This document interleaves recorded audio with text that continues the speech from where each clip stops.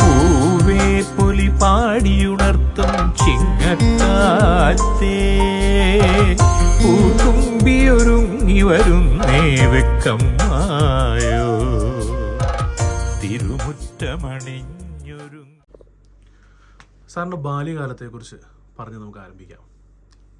ബാല്യകാലം, ഞാൻ 1960 എൻ്റെ ജന്മം. ഞാൻ 60 ചേർത്തല താലൂക്കിലെ പള്ളിപ്പുറം എന്ന് പറയുന്ന ഒരു ഗ്രാമത്തിലാണ്.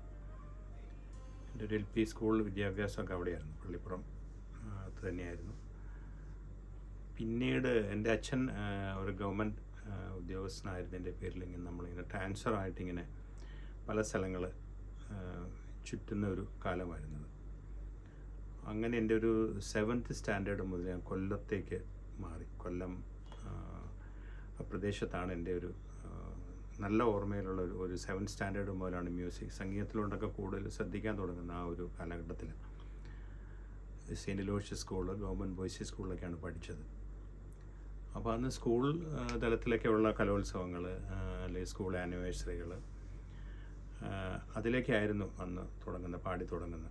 അപ്പോൾ ആ കാലഘട്ടത്തിൽ ഒത്തിരി പിൽക്കാലത്ത് പിന്നീട് പ്രശസ്തരായിട്ടുള്ള പലരും അന്ന് ആ സ്കൂളുകളിൽ പഠിച്ചിരുന്നു. KG മാർക്കോസ് അടക്കമുള്ള ഗായകരൊക്കെ പിന്നീട് എൻ്റെ സീനിയറായിട്ട് സെയിൻറ്റ് ലൂഷ്യസ് സ്കൂളിൽ പഠിച്ചവരാണ്.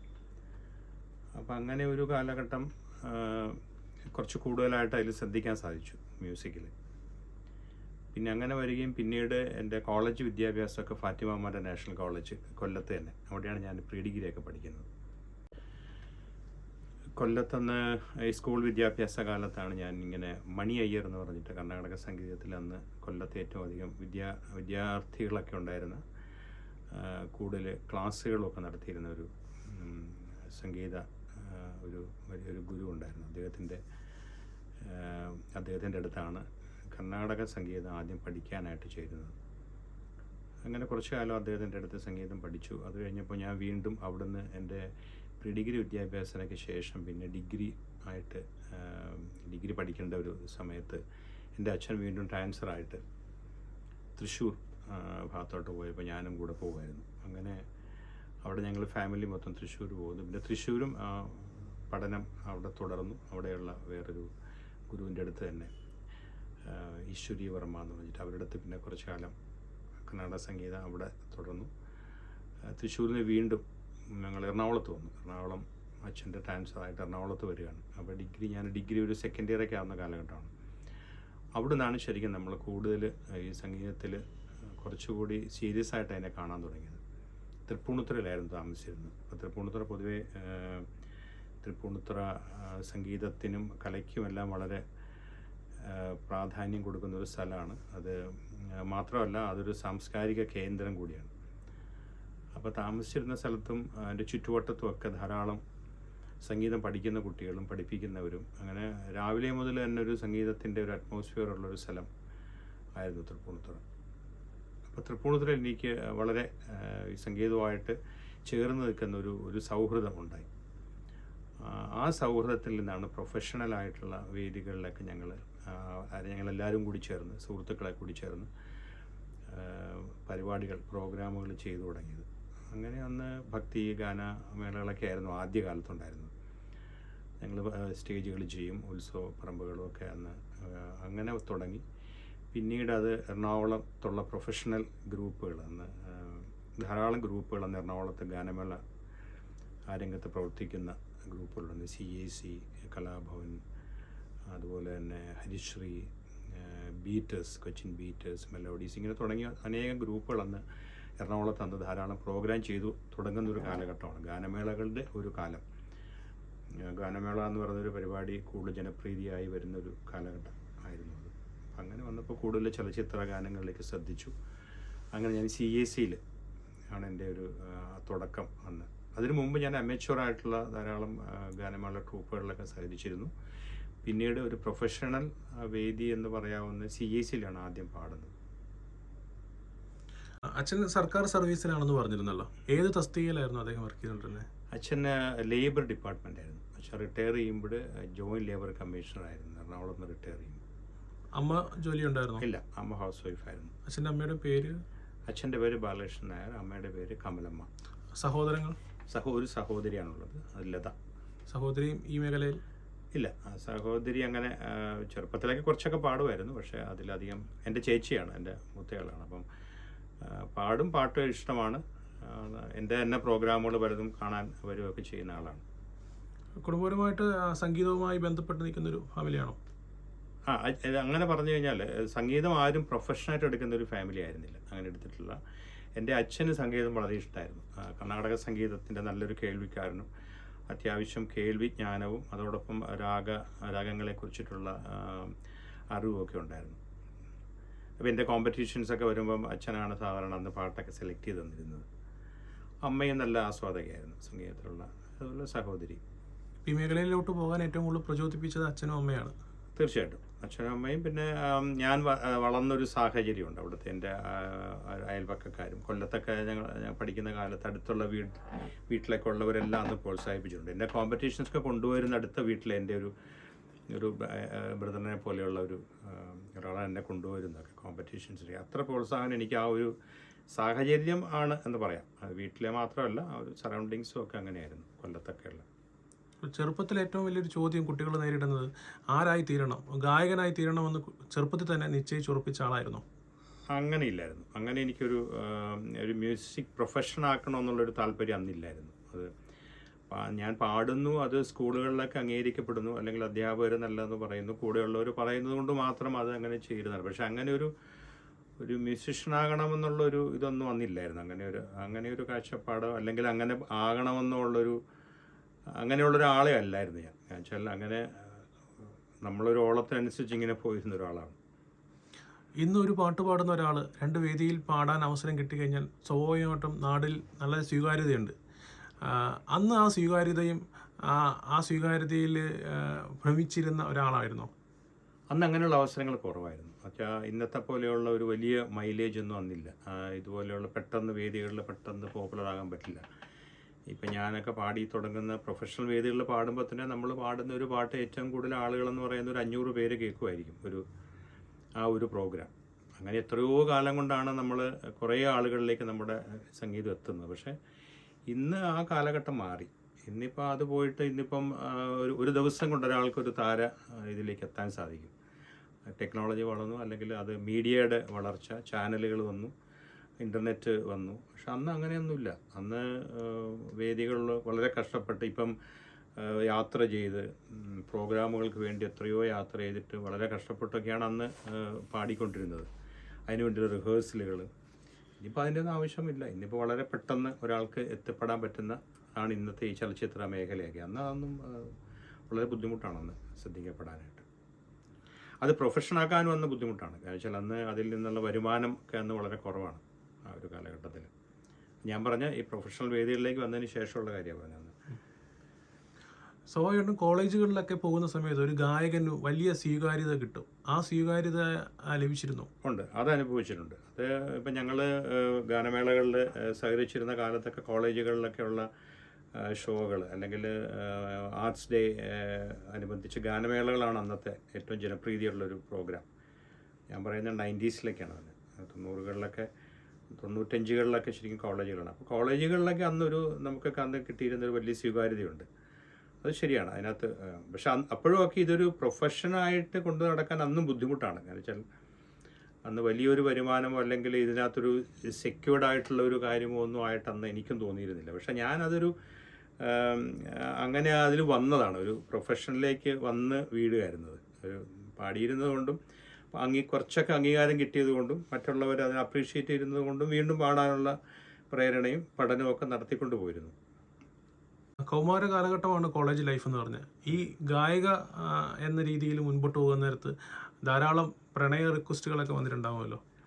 അങ്ങനെ കോളേജിൽ പഠിച്ചിരുന്ന കാലത്തല്ല. ഞാൻ കോളേജിൽ പഠിച്ച ശരിക്കും പറഞ്ഞാൽ പ്രീ ഡിഗ്രി ആണ് ഫാത്തിമ കോളേജിൽ പഠിച്ചത്. പക്ഷേ പ്രീ ഡിഗ്രി പഠിക്കുന്ന കാലത്ത് ഞാൻ അന്ന് ആ ഒരു സമയം എന്ന് പറഞ്ഞാൽ എനിക്ക് ഈ എല്ലാ ഒരു മെയിൽ സിംഗേഴ്സ്, പ്രത്യേകിച്ച് ആൺകുട്ടികളാണെങ്കിൽ ഒരു 14 വയസ്സിന് ശേഷം അവരുടെ വോയിസിലൊരു മാറ്റം വരും. ഇപ്പം ഞാനൊക്കെ സ്കൂളിൽ പഠിച്ചിരുന്ന കാലത്ത് ഫീമെയിൽ ടോണിൽ പാടിയിരുന്നയാളാണ്. ഒരു ഫീമെയിൽ ശബ്ദമായിരിക്കും. അത് കഴിഞ്ഞൊരു വോയിസ് ചേഞ്ച് ഉണ്ട്. അതിൽ നിന്ന് മെയിലിലേക്ക് മാറുന്ന ഒരു സമയം എന്ന് പറയുന്നത് ഈ ഒരു ടൈമാണ്. ഒരു 15 വയസ്സിന് ശേഷം അതൊരു 2-3 വർഷം നമ്മൾ വല്ലാത്തൊരവസ്ഥയിലാവും. കാരണം വെച്ചാൽ നമ്മുടെ യഥാർത്ഥത്തിൽ നമ്മുടെ ഫീമെയിൽ ടോൺ മാറുകയും ചെയ്യും, നമ്മൾ മെയിലിലേക്ക് എത്തുകയില്ല. അപ്പോൾ അങ്ങനെ വരുമ്പോൾ നമുക്ക് ഈ പാട്ടുകളുടെ റേഞ്ചും പ്രശ്നങ്ങളും ഒക്കെ കുഴപ്പമായിട്ട് വരും. അപ്പോൾ നമ്മൾ അതുവരെ പാടിയിരുന്ന ഒരു ശ്രുതിയിലും നമുക്ക് പറ്റാത്ത ഒരു കാലഘട്ടമാണ് ഈ പറഞ്ഞ സമയം. അതെല്ലാവർക്കും ഇല്ല കേട്ടോ, അത് കുറേ ഇപ്പം എനിക്കതുണ്ടായിട്ടുണ്ട്. അപ്പോൾ അതുകൊണ്ട് എൻ്റെ ഈ പ്രീ ഡിഗ്രി കാലഘട്ടം എനിക്ക് പാടാനേ പറ്റിയിരുന്നില്ല. ഞാൻ അങ്ങനെ എൻ്റെ പാട്ട് നിന്നുപോയ 2 വർഷമാണ് ഈ പറഞ്ഞ pre degree first year second year ഫാറ്റമയിൽ പഠിക്കുമ്പോൾ ഞാൻ പാടിയിട്ടില്ല, ആ ഒരു സമയം പാടിയിട്ടില്ല. പിന്നെ എൻ്റെ വോയിസൊരു മാറ്റം വരുന്നത് അതിനുശേഷം ഒരു 1-2 വർഷം. അപ്പോൾ ഞാൻ ഡിഗ്രി ഏകദേശം ഒരു ഫൈനൽ ഇയറൊക്കെ ആകുമ്പോഴാണ് യഥാർത്ഥത്തിൽ എനിക്ക് കോളേജിൽ നിന്നുള്ള ആക്സെപ്റ്റൻസ് ഒക്കെ കിട്ടുന്നത്. ഞാൻ ഈ പ്രൊഫഷണൽ വേദികളിൽ വന്നതിന് ശേഷം പല കോളേജുകളിലും നമ്മൾ ട്രൂപ്പിൻ്റെ കൂടെ പാടാൻ പോകുമ്പോൾ അങ്ങനെ കിട്ടിയിരുന്ന കുറേ അംഗീകാരമുണ്ട്. അപ്പോൾ അതിനകത്ത് ഇപ്പോൾ ഈ പ്രണയം എന്നൊക്കെ പറയുന്ന അന്ന് അതൊരു അങ്ങനെ പ്രണയം എന്നൊന്നും അങ്ങനെ പറയാൻ പറ്റുമെന്ന് അറിയില്ല. ഒത്തിരി ആ ഒരു കാലഘട്ടത്തിലൊക്കെ ഒത്തിരി ഈ പെൺകുട്ടികൾ ഇഷ്ടപ്പെട്ടിരുന്നതാണല്ലോ അന്ന് സംഗീതവും അല്ലെങ്കിൽ അതുപോലെ നന്നായി സംസാരിക്കുന്നവർ. അപ്പോൾ അതിൻ്റെ ഭാഗമായിട്ട് അന്ന് കുറേ ആളുകൾ കോളേജുകളിലൊക്കെ പോയി കഴിഞ്ഞാൽ ഇതുപോലെ മൊബൈൽ ഫോണുകളൊന്നും ഇല്ലാത്ത കാലഘട്ടമാണ്. ചിലപ്പോൾ കത്തുകളായിട്ടൊക്കെ വരും. അത് വരുന്നത് മിക്കവാറും നമ്മുടെ ഓർക്കസ്ട്രയുടെ അഡ്രസ്സിലൊക്കെ ആയിരിക്കും. അതല്ലാതെ ഇന്നത്തെ പോലെ ഇത് അങ്ങനെ കൊണ്ടുപോകാൻ പറ്റുന്നൊരു കാലഘട്ടമല്ല അന്ന്. അതല്ല, അതിനൊക്കെ അന്ന് ഒത്തിരി നമ്മളെയൊക്കെ സംബന്ധിച്ച് ഒത്തിരി അതിർവരമ്പുകളുണ്ട്. അതിനപ്പുറത്തോട്ടൊന്നും അങ്ങനെയൊന്നും അന്നൊക്കെ നമ്മൾ സ്ട്രഗിൾ ചെയ്യുന്ന കാലമാണ്. ഇപ്പം മ്യൂസിക്കിലാണെങ്കിലും ഡിഗ്രി കഴിഞ്ഞ് നിൽക്കുന്നു, അങ്ങനെ ഒരു തൊഴിലോ മറ്റ് പ്രൊഫഷനോ ഉറപ്പായിട്ട് കിട്ടാതെ. അപ്പം അതുകൊണ്ടൊക്കെ തന്നെ അതിനോടൊക്കെ അന്ന് അങ്ങനെ അതോടൊക്കെ അതൊക്കെ ഇഷ്ടം തോന്നിയിട്ടുണ്ട് അതിനൊക്കെ. ഇപ്പം ഇങ്ങനെ ആളുകൾ നമ്മളുമായിട്ട്, അത് മെയിൽ മാത്രമല്ല ഫീമെയിൽസ് മാത്രമല്ല, മെയിൽ ആയിട്ടുള്ള ആളുകളെ നമ്മൾ ഇഷ്ടപ്പെട്ടിരുന്നു കുറേ. കോളേജ് ലൈഫ് എവിടം വരെ ഉണ്ടായിരുന്നു? കോളേജ് ലൈഫ് ഞാൻ ഡിഗ്രി വരെ, അതിൽ പ്രീ ഡിഗ്രിയാണ് ഞാൻ ഒരു റെഗുലർ കോളേജിൽ പഠിച്ചത്, ഫാറ്റിമ കോളേജ്. പിന്നെ ഞാൻ അത് കഴിഞ്ഞിട്ട് എൻ്റെ യൂണിവേഴ്സിറ്റി മാറി. ഞാൻ തൃശ്ശൂരേക്കാണ് താമസം മാറി. അപ്പോൾ തൃശ്ശൂർ എന്നപ്പോൾ എനിക്ക് കാലിക്കറ്റ് യൂണിവേഴ്സിറ്റി. അപ്പോൾ എനിക്ക് അന്ന് അവിടെ കോളേജ് അഡ്മിഷൻ കിട്ടിയില്ല. കാരണം ഞാൻ ഇവിടുത്തെ ഒരു ടൈം എല്ലാം ഭയങ്കര പ്രശ്നമായി. അച്ഛൻ ട്രാൻസ്ഫറായി പോയതുകൊണ്ട്. അപ്പോൾ ഞാൻ അവിടെ പോയിട്ട് അവിടെ ഒരു പ്രൈവറ്റ് കോളേജിലാണ് പഠിച്ചത്, പാരലൽ കോളേജിൽ. അതിൽ ഞാനൊരു ഡിഗ്രി സെക്കൻഡ് ഇയർ ഒക്കെ കഴിഞ്ഞപ്പോഴാണ് പിന്നെ വീണ്ടും തിരിച്ച് എറണാകുളത്ത് വരികയാണ്. ആ സമയത്ത് കോളേജിലൊക്കെ പാടുമായിരുന്നു. അവിടെ അന്ന് മേനോൻ കൃഷ്ണൻ എന്ന് പറഞ്ഞിട്ട് അന്നൊരു വളരെ പ്രശസ്തമായിട്ടുള്ളൊരു പാരലൽ കോളേജ് ഉണ്ടായിരുന്നു. അവിടെയാണ് ഞാൻ എൻ്റെ ഡിഗ്രി പഠിക്കുന്നത്. അതവിടെ കോളേജിൽ ഞാൻ കുട്ടികളുടെ ഇടയിൽ ആനുവൽ ഡേക്കൊക്കെ അവരുടെ ഫംഗ്ഷനുകളൊക്കെ അന്ന് പാടുമായിരുന്നു. ആ സമയത്ത് തന്നെയാണ് ഞാൻ അവിടെ എനിക്കൊരു ഗ്രൂപ്പ് ഉണ്ടായി. എന്നെ പോലെ സമാനമായിട്ട് ചിന്തിക്കുന്ന അല്ലെങ്കിൽ അതുപോലെ പെർഫോം ചെയ്യുന്ന 3-4 സുഹൃത്തുക്കളെ എനിക്ക് കിട്ടി. ഒരു രഘുനാഥൻ എന്ന് പറഞ്ഞിട്ട് പുളിത്തറക്കാരനാണ്, മൃദംഗം വായിക്കുന്ന ആളാണ്. അങ്ങനെ 1-2 പേര്, അതുപോലെ ഹാർമോണിയം വായിച്ചിരുന്ന ഒരു സുഹൃത്ത്. അപ്പം അങ്ങനെ വന്നപ്പോൾ ഞങ്ങൾ പിന്നെ അത് ഒരു പ്രോഗ്രാം പോലെ അത് കൊണ്ടു നടക്കുകയും കോളേജുകളിലൊക്കെ പെർഫോം ചെയ്യുകയും ചെയ്യുന്ന, അങ്ങനെയാണ് നമ്മൾ ഈ പ്രൊഫഷണൽ രീതിയിലോട്ടൊക്കെ വന്നു തുടങ്ങിയത്. കോളേജ് കാലഘട്ടത്തിൽ ഒരു ജോലിയായിരുന്നോ ആദ്യം മുൻഗണന കൊടുത്തിരുന്നതോ പാട്ടിൽ തന്നെ മുന്നോട്ട് പോകണമെന്നായിരുന്നോ? അത് തീർച്ചയായിട്ടും ജോലിയായിരുന്നു. അന്ന് പാട്ട് ആ ഒരു കാലഘട്ടത്തിലൊക്കെ അന്ന് നമുക്ക് സംഗീതത്തിൽ നിന്ന് ഈ പറയുന്ന ഒരു സെക്യൂർഡ് ആയിട്ടുള്ള മേഖലയല്ലത്. നമുക്കങ്ങനെ ഒരു സ്ഥിര വരുമാനം എന്ന് പറയാവുന്ന ഒരു രീതിയിൽ അല്ല അന്ന് സംഗീതം. അന്ന് ആകെ നമ്മൾ തന്നെ എടുത്തു കഴിഞ്ഞാൽ ഇപ്പോൾ ഫിലിം ഇൻഡസ്ട്രി ആണല്ലോ അന്നും എല്ലാവരും നോക്കുന്ന. ആ ഒരു കാലഘട്ടത്തിൽ സിനിമയിൽ എങ്ങനെ കയറിപ്പറ്റാം, സിനിമയായിരുന്നു അന്നത്തെ ഒരു ഇത്. പക്ഷേ അന്ന് യേശുദാസിൻ്റെയും അല്ലെങ്കിൽ ജയചന്ദ്രൻ്റെയൊക്കെ ഒരു വലിയ അവരുടെ ഒരു എന്താ പറയണം, അവരുടെ ഒരു കാലഘട്ടമാണ്. അവരങ്ങനെ നിൽക്കുകയാണ്. അപ്പോൾ ആ കാലഘട്ടത്തിൽ നമ്മളെപ്പോലെ ആൾക്കാർക്ക് പെട്ടെന്ന് അതിനകത്ത് എൻ്റർ ചെയ്യാൻ ബുദ്ധിമുട്ടാണെന്ന്. വളരെ അവസരങ്ങൾ വന്ന് വളരെ കുറവാണ്. അപ്പോൾ അതുകൊണ്ട് അതൊന്നും അങ്ങനെ ഡ്രീം ചെയ്തിട്ടില്ല. അങ്ങനെ സ്വപ്നം പോലും കാണാൻ പറ്റാത്തൊരു മേഖലയാണ് അതൊക്കെ അന്ന് ചലച്ചിത്ര മേഖല എന്ന് പറയുന്നത്. എന്നുവെച്ചാൽ അന്ന് ചെന്നൈയിലാണ്, അതല്ല മെഡ്രാസിലാണ് അന്നത്തെ വർക്കുകളൊക്കെ നടക്കുന്നത്. അപ്പോൾ അതൊക്കെ നമ്മുടെ ഒരു ലൈഫ് അങ്ങനെ ഒരു വലിയ റിസ്ക് എടുത്ത് സിനിമയിൽ പാടാനെന്ന് പറഞ്ഞ് അങ്ങനെ പോകാൻ എന്നുവെച്ചാൽ പലരും പോയി പരാജയപ്പെട്ടിട്ടുള്ളൊരു രംഗത്ത് അങ്ങനെയൊന്നുമുള്ള ഒരു സാഹചര്യമല്ല നമുക്കൊക്കെ ഉള്ളത്. എവിടെയെങ്കിലും നമ്മളൊരു പഠിത്തം കഴിഞ്ഞ് എവിടെയെങ്കിലും ഒരു ജോലിക്ക് പ്രവേശിക്കണം, അതിനോടൊപ്പം സംഗീതം കൊണ്ടുപോകണം എന്നുള്ളതൊക്കെ ആയിരുന്നു അന്നത്തെ ഒരു ആഗ്രഹം.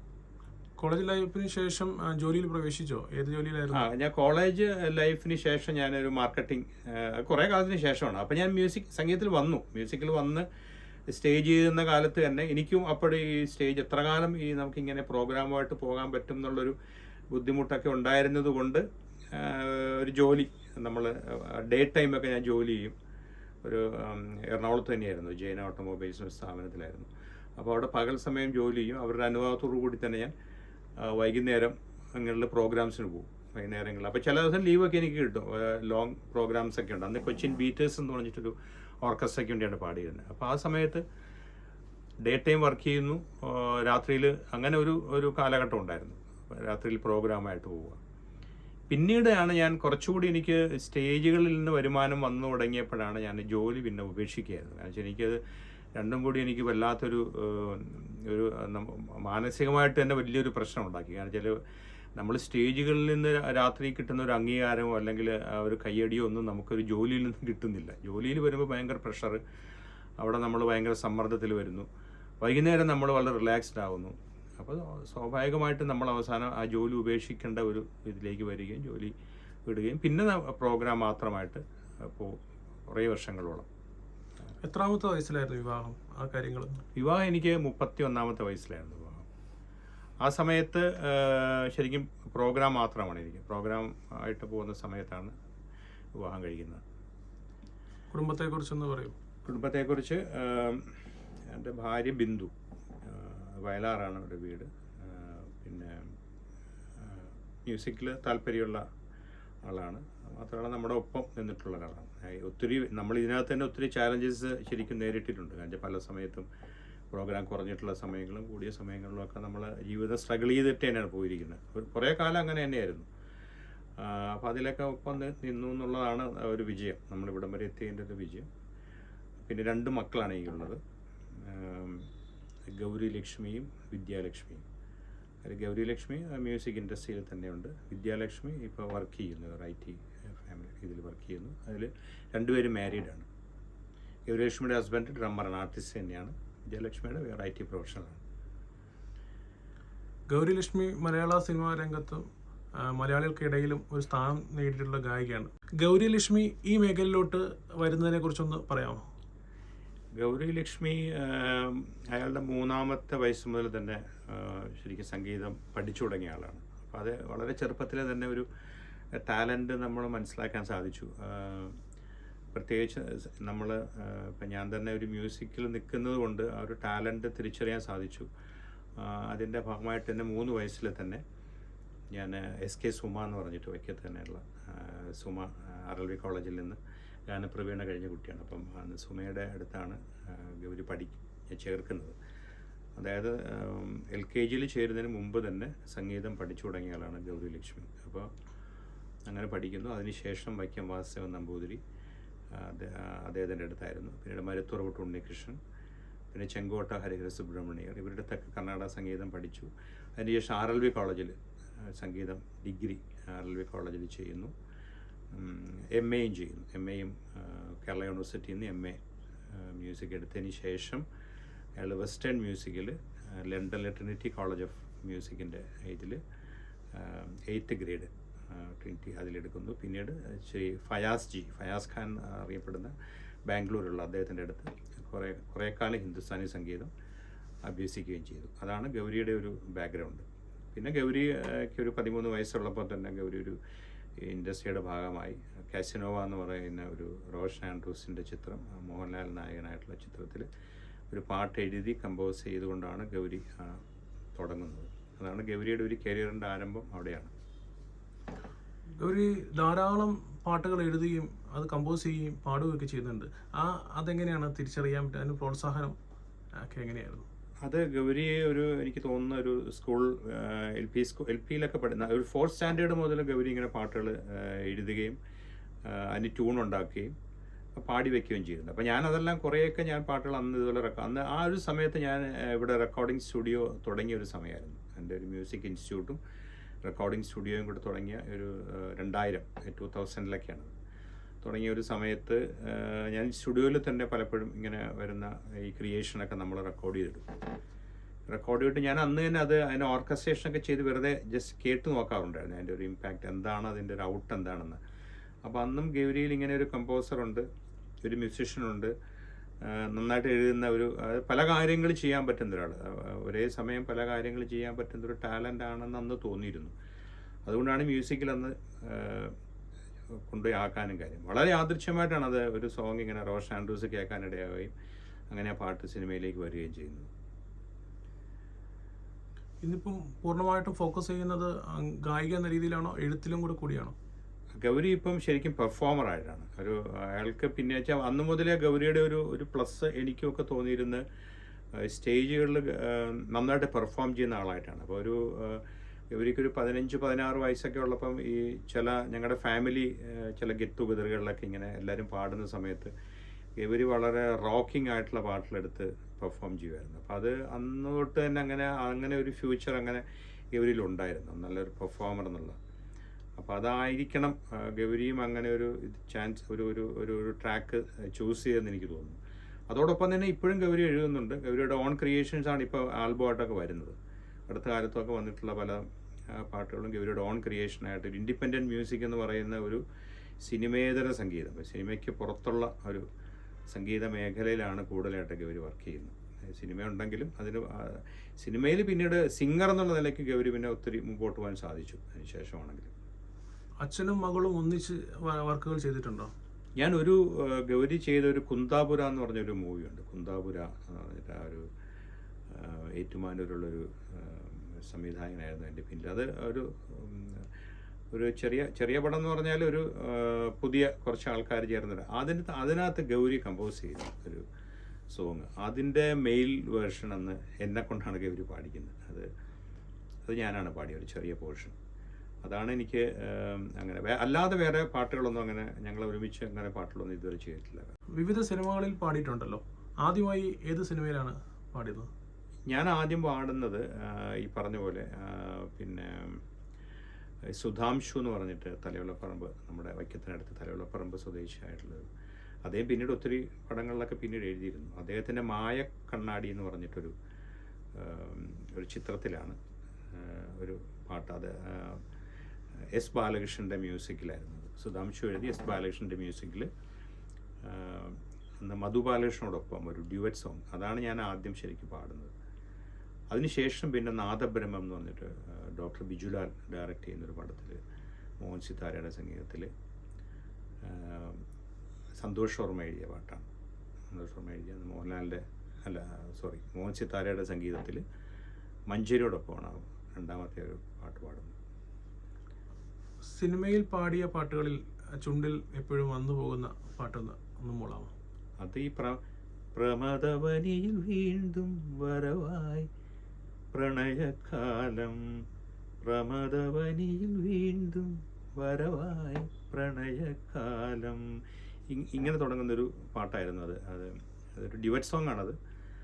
അത് കൗശിക് ബാബു എന്ന് പറഞ്ഞിട്ടന്ന് ഒരു നടൻ, എല്ലാവർക്കും അറിയാം, അദ്ദേഹം പ്രശസ്തനാണ്. സാമിയപ്പൻ എന്ന് പറഞ്ഞ ചിത്രത്തിലൂടെ സീരിയലിലൂടെ അന്ന് രംഗത്ത് വന്ന അദ്ദേഹം ആദ്യമായിട്ട് മലയാള സിനിമയിൽ നായകനാകുന്ന ഒരു ചിത്രമായിരുന്നു. ആ ചിത്രത്തിലാണ് ഈ ഒരു ഗാനം വന്നത്. സിനിമയ്ക്ക് ശേഷം ഈ ശബ്ദം ഉപയോഗിച്ചിട്ട് നാടകത്തിലാണ്. ഏകദേശം എത്ര വേദികളിൽ ഇപ്പോൾ പാടിയിട്ടുണ്ടാവും? നാടകങ്ങൾ റെക്കോർഡിങ് ഞാൻ നാടകത്തിൻ്റെ അണിയറയിൽ പാടിയിരുന്ന ഒരു കാലഘട്ടത്തിന് ശേഷമാണ് ഞാൻ രംഗത്ത് വരുന്നത്. ആദ്യം പണ്ടൊക്കെ നാടകത്തിൻ്റെ അണിയറയിൽ തന്നെയായിരുന്നു പാട്ടുകൾ വന്നുകൊണ്ടിരുന്നത്. അണിയറയിൽ പാടുന്നു സിറ്റുവേഷൻ അനുസരിച്ച്. പക്ഷേ ആ ഒരു കാലഘട്ടത്തിൽ ഞാൻ പാടിയിരുന്നത്. അതിനുശേഷം വന്ന നാടകത്തിൽ വന്ന വലിയൊരു മാറ്റമാണ് റെക്കോർഡിങ് ടെക്നോളജി. അത്രയും എല്ലാം റീറെക്കോർഡിംഗ് അടക്കം റെക്കോർഡ് ചെയ്ത് വയ്ക്കുകയും അത് ആ സമയത്ത് പ്ലേ ചെയ്യുകയും ചെയ്യുന്നൊരു കാലം. ആ സമയത്താണ് ഞാൻ നാടകത്തിൽ വരുന്നത്. അപ്പോൾ നാടക രംഗത്തന്ന് ശ്രീ കുമരകൻ രാജപ്പൻ മാസ്റ്റർ അദ്ദേഹത്തിൻ്റെ അടുത്ത് പാടിയിട്ടുണ്ട്. പിന്നെ വൈപ്പിൻ സുരേന്ദ്രൻ, അങ്ങനെ വന്ന് ഉല്ലല സോമനാഥ്, ആലപ്പി ഋഷികേശ്. അദ്ദേഹം അടുത്ത കാലത്ത് എനിക്ക് അക്കാദമി അവാർഡുകളൊക്കെ കിട്ടുന്ന അദ്ദേഹത്തിൻ്റെ പാട്ടിനാണ്. അദ്ദേഹത്തിൻ്റെ കുറേയധികം ഗാനങ്ങൾ ഞാൻ പാടി. അക്ഷരകല, തിരുവനന്തപുരം അക്ഷരകല, മീനമ്പലം സന്തോഷിൻ്റെ അദ്ദേഹത്തിൻ്റെ നാടകം, അങ്ങനെ കുറേ സങ്കീർത്തന കോഴിക്കോട്, അങ്ങനെയുള്ള കുറേ അധികം സമിതികളിലൊന്ന് പാടിയിട്ടുണ്ട്. കെ പി സി സിയുടെ സംസ്കാര സാഗരി എന്ന് പറഞ്ഞിട്ട് അത് അവരുടെ നാടകങ്ങളിൽ. ഏറ്റവും അധികം അംഗീകാരങ്ങൾ നേടിത്തന്നിരിക്കുന്നത് നാടക വേദിയിൽ നിന്നാണ് അല്ലേ? അതെ, തീർച്ചയായിട്ടും. 2 പ്രാവശ്യം സംസ്ഥാന നട സാഹിത്യ അക്കാദമി അവാർഡ് നേടിയിട്ടുണ്ട്. അതെ, അതിനെക്കുറിച്ചൊക്കെ ഒന്ന് പറയാമോ? 2010 2012 അത് സംസ്ഥാന അവാർഡ് നാടക മത്സരത്തിൽ സംഗീത നാടക അക്കാദമിയാണ് കണ്ടക്ട് ചെയ്യുന്നത്. എല്ലാ വർഷവും ഉള്ളതാണ്, എല്ലാ വർഷവും. അപ്പോൾ അതിൽ 2010 അക്ഷരകലയുടെ മീനമ്പലം സന്തോഷിൻ്റെ തന്നെ ഒരു ഭക്തകവി പൂന്താനം എന്ന് പറഞ്ഞിട്ടൊരു അദ്ദേഹത്തിൻ്റെ ഒരു നാടകം ഉണ്ടായിരുന്നു. ആ നാടകത്തിലെ വിവിധ അതൊരു മ്യൂസിക്കൽ ഒരു ഒത്തിരി പ്രാധാന്യമുള്ള ട്രഡീഷണൽ ആയിട്ടുള്ള നമ്മളൊക്കെ ആയിട്ടുള്ള പൂന്താനത്തിൻ്റെ ഇതൊക്കെയായിരുന്നു അതിനകത്തുണ്ടായിരുന്നു. അതോടൊപ്പം അതിനകത്ത് എനിക്ക് തോന്നുന്ന പ്രഭാവർമ്മ സാറിൻ്റെ കുറേ കവിതകളൊക്കെ എല്ലാം കൂടി ചേർത്തിട്ടൊരു മ്യൂസിക്കൽ കുറേ അധികം പാട്ടുകൾ ചേർന്നിട്ടുള്ള ശ്ലോകങ്ങളായിരുന്നത്. അപ്പോൾ അതിലാണ് ആദ്യത്തെ അവാർഡ്, മികച്ച ഗായകനുള്ള അവാർഡ് കിട്ടുന്നത്. 2010 12 വന്നിട്ട് KPCC നാടകമായിരുന്നു. KPCC നാടകത്തിൽ ചെറുന്നൂർ ജയപ്രസാദ് അദ്ദേഹത്തിന് സംവിധാനം ചെയ്ത നാടകത്തിനായിരുന്നു. അതിലും വയലാർ ശരചന്ദ്രവർമ്മയാണ് ആ പാട്ട് എഴുതിയിരിക്കുന്നത്. ആലപ്പുഴ ഋഷികേശ് സംഗീതം ചെയ്തത്. അതിനാണ് 2ാമത് കിട്ടുന്നത്. പിന്നെ കുറേ ആ കാലഘട്ടത്തിലൊക്കെ നാടക മത്സരങ്ങൾ, പല സ്വകാര്യ നാടക മത്സരങ്ങൾ നടത്തുന്ന സംഘടനകളുണ്ട്. അതിനകത്തൊക്കെ പല നാടകങ്ങൾക്കും കിട്ടിയിട്ടുണ്ട് അവാർഡുകളും. മികച്ച ഇതായിട്ട് റോട്ടറി വൊക്കേഷണൽ അവാർഡ് കിട്ടിയിരുന്നു. അങ്ങനെ പലതും JC ഫൗണ്ടേഷൻ്റെ അവാർഡ് കിട്ടിയിട്ടുണ്ട്. സിനിമാ മേഖലയും നാടകവേദിയും കൂടാതെ വിവിധ സ്റ്റേജ് പെർഫോമൻസുകളിലും പങ്കാളിയായിട്ടുണ്ട്. ഏകദേശം ഇതുവരെ എത്ര സ്റ്റേജുകളിൽ പരിപാടികൾ അവതരിപ്പിച്ചിട്ടുണ്ട്? ഈ സ്റ്റേജുകളിലൊരു 2500ഓളം വേദികളുണ്ടെന്ന് തോന്നുന്നു. എനിക്ക് കൃത്യമായ കണക്കില്ല. അത്രത്തോളം വേദികളിലൊരു അത് ഏകദേശം എനിക്ക് തോന്നുന്നൊരു 12 വർഷത്തെ ഒരു കൊണ്ടാണ് അത്രയും വേദികൾ ചെയ്തിരിക്കുന്നത്. വിവിധ ഗ്രൂപ്പുകൾ, ഗാനമേള ഗ്രൂപ്പുകളിൽ കൊച്ചിൻ ബീറ്റേഴ്സ്, ആലപ്പുഴ റൈബാൻ, പിന്നെ തൃപ്പൂണിത്തുറയിൽ അന്നൊരു ശ്രുതി എന്ന് പറഞ്ഞ ഓർക്കസ്ട്ര ഉണ്ടായിരുന്നു, അവർക്ക് വേണ്ടി പാടിയിരുന്നു. പിന്നെ അങ്ങനെ എടുത്താൽ കലാഭവനിൽ കുറച്ച് കാലം പാടി. അങ്ങനെ വിവിധ ഗ്രൂപ്പുകളോടൊപ്പമായിരുന്നത്. സംഗീത രംഗത്ത് മറ്റെന്തൊക്കെ സംഭാവനകൾ ഇതുവരെ നൽകി? സംഗീത രംഗത്ത് കുറച്ച് കമ്പോസിങ് ഉണ്ടായിരുന്നു, കുറച്ച് ഓഡിയോ കാസറ്റ്സൊക്കെ. അന്ന് കാസറ്റുകളായിരുന്നു. കാസറ്റുകൾ ഉണ്ടായിരുന്ന കാലത്ത് ഓഡിയോ ഡിവോഷണൽ ആൽബംസ് അതിൽ കമ്പോസറായിട്ട് മ്യൂസിക് ചെയ്തിട്ടുണ്ട്. അതിനകത്ത് അന്ന് ആ ഒരു കാലഘട്ടത്തിൽ ഒത്തിരി കാസറ്റുകൾ ഓരോ ക്ഷേത്രത്തെ അടിസ്ഥാനമാക്കിയിട്ട് ഇങ്ങനെ കാസറ്റുകൾ ഇറങ്ങുന്നൊരു കാലം ഉണ്ടായിരുന്നു. അങ്ങനെ വൈക്കമാധവ ക്ഷേത്രം, ഏറ്റുമാനൂർ, കളത്തിൽ തിരുവൈരാണിക്കുള്ള ക്ഷേത്രം, ഇങ്ങനെ പല ക്ഷേത്രങ്ങളിലെ അതായിരുന്നു അന്ന് കമ്പോസ് ചെയ്യുകയും പാടുകയും മറ്റു ഗായകരെ കൊണ്ട് പാടിക്കുകയൊക്കെ ചെയ്യുന്നുണ്ട്. ജീവിതത്തിൽ ഈ സംഗീതവുമായി ബന്ധപ്പെട്ട് ജീവിക്കുന്ന സമയത്ത് സന്തോഷകരമായ അനുഭവങ്ങളും ഏറെ ദുഃഖകരമായ അനുഭവങ്ങളും ഉണ്ടായിട്ടുണ്ടാവുമല്ലോ. ഇതിൽ ഏറ്റവും പ്രയാസം തോന്നിയൊരു അനുഭവം എന്തായിരുന്നു? പ്രയാസങ്ങൾ അങ്ങനെ ഗാനമേളകളിൽ പാടിയിരുന്ന കാലത്ത് അങ്ങനെ പ്രയാസപ്പെട്ട അല്ലെങ്കിൽ അങ്ങനെ മനസ്സിനെ ഭയങ്കരമായിട്ട് വേദനിപ്പിക്കുന്ന അനുഭവങ്ങളൊന്നും കാര്യമായിട്ട് ഉണ്ടായെന്ന് പറയാൻ പറ്റില്ല. പക്ഷേ ഒത്തിരി നല്ല അനുഭവങ്ങളുണ്ടായിട്ടുണ്ട്. ഇപ്പോൾ നല്ല അനുഭവങ്ങളെന്ന് പറയുന്നത് അന്ന് ഞാൻ പറഞ്ഞ പോലെ അന്നത്തെ സ്റ്റേജുകൾ, ഗാനമേളകൾ ഒത്തിരി അംഗീകരിക്കപ്പെട്ടിരുന്നൊരു കാലമാണ്. അപ്പോൾ നന്നായിട്ട് പെർഫോം ചെയ്യുക, നന്നായിട്ട് അന്ന് നല്ല അപ്രീസിയേഷൻ കിട്ടുന്ന കാലമാണ്. അപ്പോൾ അതൊക്കെ ജീവിതത്തിൽ വലിയ സന്തോഷം തോന്നിയിട്ടുണ്ട്. പിന്നെ ചില വേദികളിൽ നമ്മളുടെ പാട്ടുകൾ മോശമായിട്ടുള്ളപ്പോൾ ഉണ്ടാകാവുന്ന മോശമായ പ്രതികരണങ്ങൾ, ആ പ്രതികരണം നമ്മളെ വേദനിപ്പിക്കും ചില സമയങ്ങളിൽ, ആളുകളുടെ ചില സമയത്തുള്ള പ്രതികരണങ്ങൾ. പക്ഷെ അതൊക്കെ വളരെ ചുരുക്കമാണ്. അന്ന് ഫുൾ അപ്രീസിയേഷൻ അന്ന് കിട്ടിയിരിക്കുന്നത്. പിന്നെ ഒരു കാര്യം, അന്ന് ഗാനമേളകളിൽ പോകുമ്പോൾ ഒരു ടീം വർക്ക് വളരെ സന്തോഷം തോന്നിയിട്ടുണ്ട്. കാര്യം നമ്മൾ ഒരുമിച്ച് പോകുന്നു, അതിനകത്ത് വേറെ നമ്മൾ പല ടൈപ്പ് ആളുകളെ കാണുന്നു, പല വേദികളിൽ. ഇപ്പം അമ്പലക്ഷേത്രങ്ങളും പള്ളികൾ അല്ലെങ്കിൽ അങ്ങനെ വിവിധ ജാതി മത വ്യത്യാസമില്ലാതെ നമ്മൾ എല്ലാ സ്ഥലങ്ങളിലും പോയി പാടുകയും ഇപ്പം സാമ്പത്തികമായിട്ട് എല്ലാ വിഭാഗത്തിലുള്ള ആളുകളുമായിട്ട് കൂടുകയും. ഇപ്പം ചില സ്ഥലത്ത് നമ്മൾ അന്ന് തന്നെ പോകുമ്പോൾ അറിയാം, നമ്മൾ ചില സ്റ്റേജുകളിലെന്ന് പറഞ്ഞാൽ നല്ല അവിടുത്തെ സാമ്പത്തികമായിട്ടുമൊക്കെ നല്ല നിലയിൽ നിൽക്കുന്ന ആളുകൾ കണ്ടക്ട് ചെയ്യുന്ന പരിപാടികൾക്ക് നല്ല ആ രീതിയിലുള്ള ഒരു ട്രീറ്റ്മെൻറ്റ് കിട്ടി. അതേസമയം നമ്മൾ കുറച്ച് ബുദ്ധിമുട്ടുള്ള സ്ഥലങ്ങളിൽ പോകുമ്പോഴത്തേക്കും അതുപോലെയുള്ള ഭക്ഷണമൊക്കെ കുറച്ചുകൂടി സാധാരണക്കാരുടെ ഇടയിൽ. അപ്പോൾ ഇതൊക്കെ നമുക്ക് വലിയ രസകരമായിട്ട് തോന്നിയിട്ടുണ്ട്. കാരണം ഇന്ന് നമ്മൾ പോകുന്നൊരു വേദിയല്ല നാളെ പോകുമ്പോൾ. അപ്പോൾ അതിനകത്തൊക്കെ ജാതി മത ഇതൊന്നും ഇല്ലാതെ എല്ലാവരുമായിട്ട് ചേർന്ന് പോകാൻ സാധിച്ചിട്ടുണ്ട്. അതൊരു വലിയ മാറ്റമായിട്ട് തോന്നിയിട്ടുണ്ട്. ജീവിതത്തിൽ നമ്മൾ ഒത്തിരി നമ്മുടെ ഒരു പേഴ്സണാലിറ്റി ഡെവലപ്പ് ചെയ്യുമ്പോഴൊക്കെ എല്ലാവരും ഈക്വലായിട്ട് കാണാൻ സാധിച്ചതൊക്കെ ഈ ഒരു കലാരംഗത്ത് വന്നുകൊണ്ടാണ്. കലയിൽ അങ്ങനെ ഒരു വലിപ്പച്ചെറുപ്പം ഇല്ലാത്തൊരു കാലത്താണ് ഞങ്ങളൊക്കെ അന്ന് ഈ പരിപാടിയായിട്ട് നടന്നിരുന്നൊരു കാലം. 80കളിലാണ് സംഗീത രംഗത്തേക്ക് വരുന്നത്. ഇന്നിപ്പോൾ 40 വർഷത്തിലധികം ഈ മേഖലയിൽ പ്രവർത്തിച്ചിട്ടുണ്ട്. ആ കാലഘട്ടം തൊട്ട് ഈ കാലഘട്ടത്തിൽ നിൽക്കുമ്പോഴുള്ള ആ മാറ്റങ്ങൾ അടുത്തറിഞ്ഞിട്ടുള്ള ആളാണ്, അനുഭവിച്ചിട്ടുള്ള ആളാണ്. അതൊന്ന് വിശദീകരിക്കാമോ? തീർച്ചയായിട്ടും അതായത് 80കളിലൊക്കെ ഉള്ളൊരു കാലം എന്ന് പറയുന്നത് അന്ന് ഓർക്കസ്ട്ര തന്നെ ആകുമ്പോൾ, പ്രത്യേകിച്ച് ഓർക്കസ്ട്രയുടെ കാര്യത്തിലാണെങ്കിൽ പോലും അന്ന് എല്ലാവരും ഒരുമിച്ചിരുന്ന് പ്രാക്ടീസ് ചെയ്യുകയും പ്രാക്ടീസിന് കൂടുതൽ സമയം കണ്ടെത്തുകയും അത് കഴിഞ്ഞ് ഈ പ്രോഗ്രാം നടത്തുകയൊക്കെ ചെയ്യുമ്പോഴന്ന് മോണിറ്ററി ആയിട്ടുള്ള, അതായത് ഫിനാൻഷ്യൽ ആയിട്ടുള്ള ഒരു നേട്ടത്തെക്കാളൊക്കെ ഉപരിയായിട്ട് നമുക്ക് അന്ന് ആ പ്രോഗ്രാം വിജയിപ്പിക്കുക എന്നുള്ളൊരു സംഭവം രണ്ടാമത് മാത്രമായിരുന്നു അന്നൊരു സാമ്പത്തികമായിട്ടുള്ള ഒരു നേട്ടവും മറ്റു കാര്യങ്ങളുമൊക്കെ. അത് ഇന്നത്തെ ഒരു കാലഘട്ടത്തിൽ അത് ശരിക്കും മാറിയിട്ടുണ്ട്. ഇപ്പോഴത് മാറി ഇന്ന് അതുപോലെയുള്ള പ്രാക്ടീസുകളില്ല. ഇന്ന് ടെക്നോളജി ഒത്തിരി ഇമ്പ്രൂവ് ചെയ്തു. അപ്പോൾ അങ്ങനെ വന്നപ്പോൾ ഇന്ന് ഈ പ്രോഗ്രാമിങ് അല്ലെങ്കിൽ ഇതെല്ലാം ഓർക്കസ്ട്രയൊക്കെ നേരത്തെ തന്നെ പ്രോഗ്രാം ചെയ്ത് വെച്ചിട്ട് ആ സമയത്ത് അത് പ്ലേ ചെയ്യുന്ന ഒരു രീതിയിൽ അതിനോടൊപ്പം പാടുന്ന ഒരു രീതിയിലോട്ട് സംഗീതരംഗം മാറി. അപ്പോൾ ഇപ്പോഴത് കുറച്ചുകൂടി കൊമേഴ്ഷ്യലായി. അന്നത് കൊമേഴ്ഷ്യലായിട്ടല്ല അന്ന് പണ്ട് പലപ്പോഴും കണ്ടിരുന്നത്. കൊമേഴ്ഷ്യൽ ആയിട്ടുള്ളൊരു വശം അതിനകത്ത് വരുന്നുണ്ട്, നമുക്ക് വരുമാനം കിട്ടുന്നുണ്ട്. പക്ഷേ അതിലുപരിയായിട്ട് അന്നൊരു പ്രോഗ്രാം നന്നാക്കുക, ഒരു പ്രോഗ്രാം വിജയിപ്പിക്കുക എന്നുള്ളതിലായിരുന്നു കൂടുതൽ നമുക്കൊരു ആത്മസംതൃപ്തി കണ്ടിരുന്നത്. ഇന്നിപ്പോൾ അത് കുറച്ച് മാറിയിട്ടുണ്ടെന്ന് എനിക്ക് തോന്നുന്നു. ഇന്നിപ്പം അത് മാറിയിട്ട് ഇന്ന് ഇത് കൂടുതൽ പ്രൊഫഷനായിട്ട് മാത്രം എടുക്കുന്ന ഒരു കാലഘട്ടമാണ്. അത് റെക്കോർഡിങ്ങിലും അതുപോലെ തന്നെയാണ്. റെക്കോർഡിങ്ങിൽ അന്ന് ഞങ്ങളൊക്കെ തുടങ്ങുന്ന ഒരു കാലഘട്ടത്തിൽ ഒരു റെക്കോർഡിംഗ് എന്ന് പറയുന്നത് അന്ന് 4 ട്രാക്ക് സ്റ്റുഡിയോ ഒക്കെയാണ്, 4 ട്രാക്കുകൾ എന്നൊരു സ്റ്റുഡിയോയിലുള്ളൂ. അപ്പം എല്ലാവരും കൂടി ഇരുന്നൊരു പാട്ട് ഒരുമിച്ചിരുന്ന് പ്ലേ ചെയ്ത് അത് സക്സസ് ആക്കുക എന്നുള്ളതാണ്, അതൊരു പൂർണ്ണതയിലേക്ക് കൊണ്ടുവരിക എന്നുള്ളതാണ്. ഇപ്പോൾ അത് മാറിയിട്ട് അതെല്ലാം ഇന്നിപ്പോൾ സെപ്പറേറ്റ് ട്രാക്കുകളിൽ വായിക്കാനും പ്ലേ ചെയ്യാനും ഒക്കെ വന്നപ്പോഴത്തേക്കും അത് ആ പഴയതിൽ നിന്നും ഇന്നത്തെ ടെക്നോളജിയുടെ വളർച്ചയാണെങ്കിൽ പോലും നമുക്ക് കൂടുതൽ സംതൃപ്തി തന്നിരുന്നത് പഴയകാല റെക്കോർഡിങ്ങും പഴയകാല പ്രോഗ്രാമുകളും തന്നെയായിരുന്നു. പഴയ ഗായകരും പുതിയ ഗായകരും ഒരു വലിയൊരു അന്തരംഗമുണ്ട്. പഴയ പാട്ടുകൾ അതിൻ്റെ വരികളാണെങ്കിൽ പോലും അത് കേട്ട് കഴിയുമ്പോൾ നമ്മൾ ലയിച്ചു പോകുന്നൊരു ഫീൽ നമുക്കുണ്ടാവുമായിരുന്നു. പക്ഷെ ഇന്ന് ആ ഒരു തരത്തിലുള്ള പാട്ടുകൾ കൂടുതൽ ഉണ്ടാകുന്നില്ല. ഗായകരിലുണ്ടാകുന്ന ആ മാറ്റം എന്താണ് അങ്ങേക്ക് തോന്നിയിട്ടുള്ളത്? അല്ല, അത് കാലഘട്ടത്തിൻ്റെ മാറ്റമാണ്. അതിപ്പോൾ നമുക്കെല്ലാം നമ്മുടെ ജീവിതശൈലിയിലെല്ലാം ഉണ്ടല്ലോ. പഴയ ഭക്ഷണം ഇന്നിപ്പോൾ ഇല്ല, ഭക്ഷണത്തിൽ മാറ്റം വന്നിട്ടുണ്ട്. പിന്നെ സംഗീതം ഒരു ആപേക്ഷികമാണ്. അത് ഇപ്പോൾ ആ ഒരു തലമുറ, അന്നത്തെ തലമുറയുടെ അവരാസ്വദിച്ചിരുന്ന ഒരു പാറ്റേൺ അല്ല ഇന്ന് കൂടുതൽ സ്പീഡായി, അല്ലെങ്കിൽ വേറെ തലമുറ വന്നു കഴിഞ്ഞു, ഒരു ജനറേഷൻ വേറെ വന്നു കഴിഞ്ഞു. അപ്പോൾ ആ ജനറേഷൻ അവരുടെ ഇഷ്ടത്തിനനുസരിച്ചിട്ടുള്ള ഒരു മേഖലയിലേക്ക് അവർ തിരിയുന്നു. അത് എല്ലാ രംഗത്തും ആ ഒരു മാറ്റം വന്നിട്ടുണ്ട്.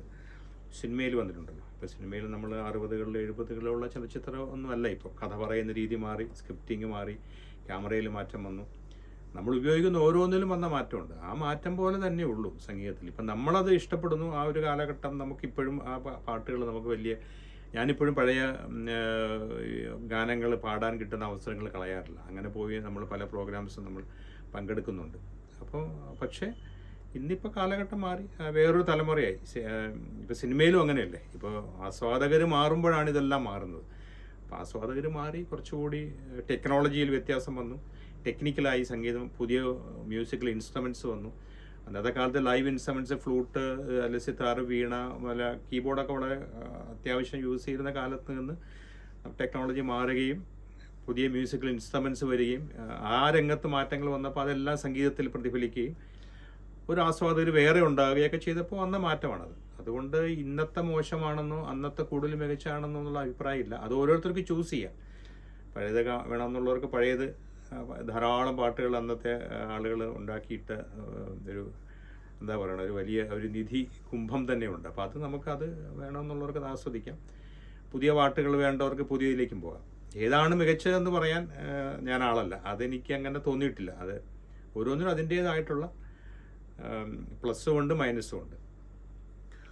ഇന്ന് ടി വികളിലാണെങ്കിൽ ഏറ്റവും കൂടുതൽ സംഗീത പെർഫോമൻസ്, അതായത് മികച്ച ഗായകരെ കണ്ടെത്തുന്ന, ഗായികമാരെ കണ്ടെത്തുന്ന പരിപാടികൾ ധാരാളം നടക്കാറുണ്ടല്ലോ. ഈ വേദികളിലെല്ലാം അവർ തിരഞ്ഞെടുക്കപ്പെടുന്ന പാട്ടുകളെല്ലാം പഴയത് തന്നെയാണ്. പുതിയ പാട്ടുകൾ തിരഞ്ഞെടുക്കാറില്ല. അപ്പം കുറവാണ്, വളരെ കുറവാണ്.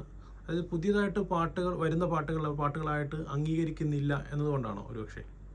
അങ്ങനെയല്ല. ഈ മ്യൂസിഷ്യൻ എന്നുള്ള രീതിയിൽ ഒരു പാട്ടുകാരൻ്റെ കഴിവ് പ്രകടമാക്കാൻ പറ്റുന്ന പഴയ പാട്ടുകളാണ്. എന്നുവെച്ചാൽ പുതിയ പാട്ടുകളിൽ എപ്പോഴും ഒരു സിംഗർ എന്നുള്ള നിലയ്ക്ക്, ഒരു മ്യൂസിഷ്യൻ്റെ, അയാളുടെ ഒരു ഗായകൻ എന്നുള്ള നിലയ്ക്ക് കഴിവുകൾ പ്രകടമാക്കാനുള്ള ഒരു സാധ്യത പുതിയ പാട്ടുകളിൽ കുറവാണ്. എന്നുവെച്ചാൽ അതിനകത്ത് പഴയ പാട്ടുകൾ അപേക്ഷിച്ച് നോക്കുമ്പോഴത്തേക്കും ഇതിനകത്ത് വരുന്ന ഓർക്കസ്ട്രേഷനും മറ്റു കാര്യങ്ങളുമാണ് കൂടുതലായിട്ട് പുതിയ പാട്ടുകളിൽ വരുന്നത്. പക്ഷേ പഴയ പാട്ടുകളിൽ ഇപ്പോൾ ഒരു പാട്ടുകാരനെ തിരഞ്ഞെടുക്കുക എന്നുള്ളതാണ് ഒരു മത്സരത്തിൻ്റെ ഒരു ഉദ്ദേശമെങ്കിൽ അതിന് നല്ലത് പഴയ പാട്ടുകൾ തന്നെയാണ്. എന്നുവെച്ചാൽ അയാളുടെ ഒരു ടാലൻ്റ് അയാൾക്ക് എക്സ്പ്രസ് ചെയ്യാൻ പറ്റുന്ന പഴയ പാട്ടുകളിലാണ്. പുതിയ പാട്ടുകളിൽ അതില്ല. പുതിയ പാട്ടുകളിൽ ഓർക്കസ്ട്രയ്ക്ക് കൂടുതൽ പ്രാധാന്യം വരികയും ആ രീതിയിൽ ഉള്ളൊരു കോമ്പസിഷനിലേക്ക് പിന്നീട് മാറിയത് കൊണ്ടാണത്. അപ്പോൾ അതുകൊണ്ടാണ് പഴയ റിയാലിറ്റി ഷോ പോലെയുള്ള പഴയ പാട്ടുകളിൽ എനിക്ക് തോന്നുന്നത് പഴയ പാട്ടുകൾ എല്ലാ ടൈപ്പ് പാട്ടുകളും ഒന്നും ഉണ്ടാകുന്നുണ്ട്. അപ്പോൾ ഒരു ക്ലാസിക്കൽ ഗാനം വേണമെങ്കിൽ അന്നുണ്ട്, ഒരു ഫോക്ക് ടൈപ്പ് വേണമെങ്കിലുണ്ട്, ഒരു മെലഡി വേണമെങ്കിൽ അതുണ്ട്. സംഗീത മേഖലയിൽ ഇത്രയും വർഷത്തെ എക്സ്പീരിയൻസ് ഉണ്ട്. ഇപ്പോൾ അത് ഏതെല്ലാം രീതിയിൽ പ്രയോജനപ്പെടുത്തുന്നുണ്ട്? ഇപ്പോൾ ഞാൻ ഇപ്പോൾ വൈക്കത്ത് തന്നെ ഒരു ഗൗരി ഗായത്രി വിദ്യാപീഠം എന്ന് പറഞ്ഞിട്ടൊരു റെക്കോർഡിങ് ഒരു സ്റ്റുഡിയോയും ഒരു ഇൻസ്റ്റിറ്റ്യൂട്ടും കൂടി, ഒരു റെക്കോർഡിംഗ് സ്റ്റുഡിയോ, ഡബ്ബിങ് അടക്കമുള്ള എല്ലാ റെക്കോർഡിംഗ് സംബന്ധമായിട്ടുള്ള എല്ലാ ആധുനികമായിട്ടുള്ള കാര്യങ്ങളും ചെയ്യാൻ പറ്റുന്ന ഒരു സ്റ്റുഡിയോ ഉണ്ട്. അതോടൊപ്പം തന്നെ ഒരു ഇൻസ്റ്റിറ്റ്യൂഷൻ, ഏതാണ്ട് 400ഓളം സ്റ്റുഡൻസ് എല്ലാ വിഷയങ്ങളോടും മ്യൂസിക് സംബന്ധമായ മ്യൂസിക്കും ഡാൻസും ഇൻസ്ട്രുമെൻ്റൽ മ്യൂസിക് എല്ലാം വരുന്ന 8 അധ്യാപകർ ഉണ്ട്, അവർ പഠിപ്പിക്കുന്നവരുണ്ട്. അപ്പോൾ അങ്ങനെ ഒരു സ്ഥാപനം ഇപ്പോൾ കഴിഞ്ഞ ഒരു 15 വർഷമായിട്ടത് ഇവിടെ നടന്നു പോകുന്നു. സ്റ്റുഡിയോയും അതുപോലെ തന്നെ മുമ്പോട്ട് പോകുന്നു. ധാരാളം വർക്കുകൾ നടക്കുന്നു ഇവിടെ, ആൽബംസ് അല്ലെങ്കിൽ മറ്റ് സീരിയലിൻ്റെയൊക്കെ ഡബ്ബിങ് നടക്കുന്നുണ്ട്. എപ്പോഴും വൈക്കത്താണ് കണ്ടിരിക്കുന്നത്. ഈ വൈക്കവുമായിട്ട് ഇത്ര അധികം ബന്ധം എങ്ങനെ ഉണ്ടായത്? വൈക്കത്ത് ശരിക്കും ഞാൻ വന്നയാളാണ്. ഞാൻ യഥാർത്ഥത്തിൽ എൻ്റെ ജന്മസ്ഥലം പള്ളിപ്പുറമാണ്. വൈക്കത്ത് ഒരു പ്രത്യേക സാഹചര്യത്തിൽ നേരത്തെ പറഞ്ഞ എൻ്റെ അച്ഛൻ്റെ റിട്ടയർമെൻറ്റ് ലൈഫ് ഇവിടെ ആക്കാമെന്നുള്ള ഒരു തീരുമാനത്തിൽ വൈക്കത്ത് വന്നു എന്ന് മാത്രമേ ഉള്ളൂ. അതുകൊണ്ട് അങ്ങനെ വന്നു, വൈക്കത്ത് വന്നു. പിന്നെ വൈക്കം ഒരു കലാപരമായ പ്രവർത്തനങ്ങൾക്ക് പറ്റിയ ഒരു വളക്കൂറുള്ള മണ്ണെന്നുള്ള നിലയ്ക്ക് ഇവിടെ കൂടുതൽ നിൽക്കണമെന്ന് താല്പര്യം തോന്നി. അതുകൊണ്ട് ഇവിടെ പോകാതെ ഇവിടെ നിൽക്കുന്നു. വളരെയേറെ നന്ദി സാർ, ഇത്രയും നേരം നമുക്കൊക്കെ ചിലവഴിച്ചിരുന്നു. ഇനിയും ഒരുപാട് ഗാനങ്ങൾക്ക് വേണ്ടി ഞങ്ങളെല്ലാവരും കാത്തിരിക്കുന്നു. പ്രകൃതി യൂട്യൂബ് ചാനലിന് വേണ്ടിയിട്ട് എന്നെ ഇപ്പോൾ ഈ ഒരു ഇൻ്റർവ്യൂവിലേക്ക് എന്നെ ഇൻവൈറ്റ് ചെയ്ത ശ്രീ മനു എൻ്റെ ഒരു സുഹൃത്ത് തന്നെയാണ്. അദ്ദേഹത്തിനോടുള്ള എൻ്റെ പ്രവർത്തകരോടുള്ള എൻ്റെ അഗൈതവുമായ നന്ദിയും കൂടി രേഖപ്പെടുത്തുകയാണ് ഈ ഒരു സന്ദർഭത്തിൽ. Thank you sir.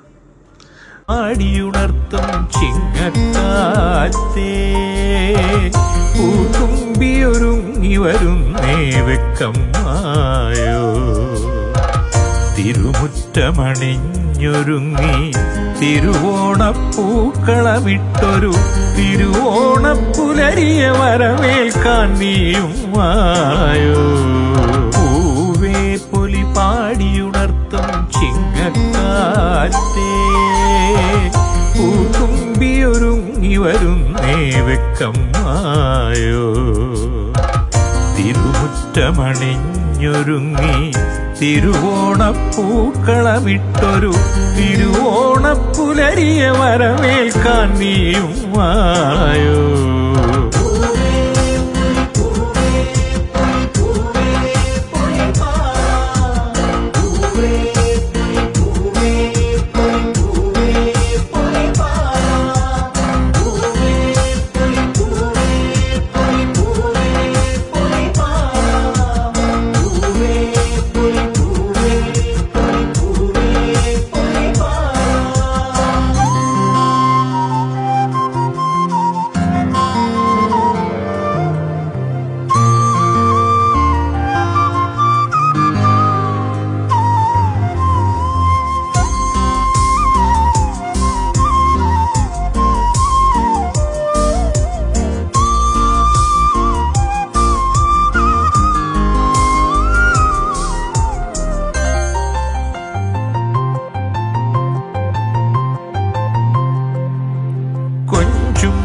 തരിവളയിളകും തിരുമുറ്റത്ത് കൈകൊട്ടിപ്പാട്ടിൻ ചുവടുകൾ ഉണരും നാള് കൊഞ്ചും തരിവളയിളകും തിരുമുറ്റത്ത് കൈകൊട്ടിപ്പാട്ടിൻ ചുവടുകൾ ഉണരും നാള് പത്തായം നിറയും പുന്നെല്ലിൻ തുമ്പപ്പൂ ചോറു വിളമ്പി മലയാളക്കരയിൽ നിറയും സ്നേഹപ്പൂക്കാലം തിരുവോണപ്പൂക്കാലം